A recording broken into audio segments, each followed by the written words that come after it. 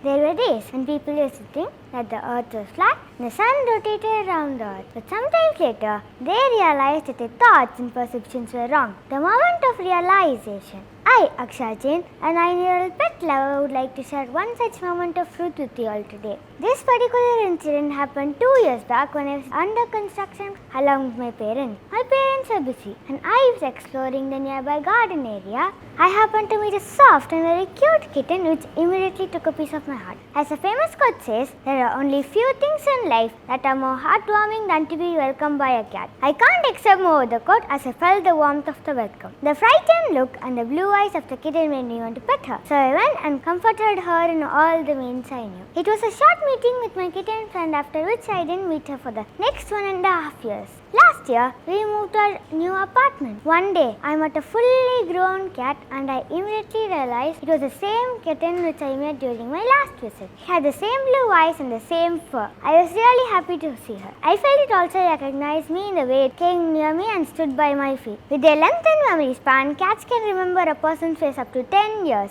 I remember reading this somewhere. Then on, we became friends.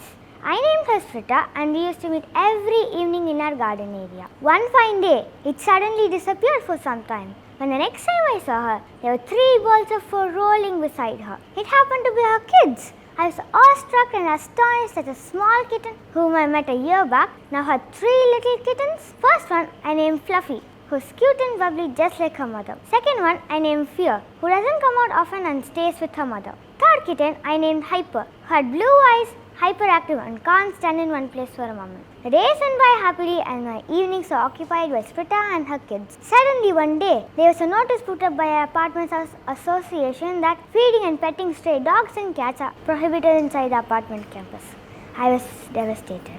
Though the average lifespan of cats is 13 to 14 years, a stray cat lives only from 4 to 8 years. This is due to lack of food, water, shelter, climatic conditions and dangers such as motorcycles and vehicles.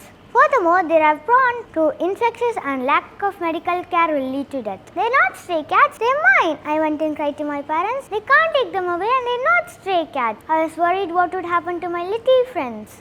I couldn't understand what will be the problem if they let the cats be in our garden area. I was very sad and angry at the same time. A few days later, I met an uncle who was part of the association and couldn't help myself without asking him the question which was eating my mind. What is wrong with letting the cats be in our garden? He made me sit and explain the cats will not be just chased away.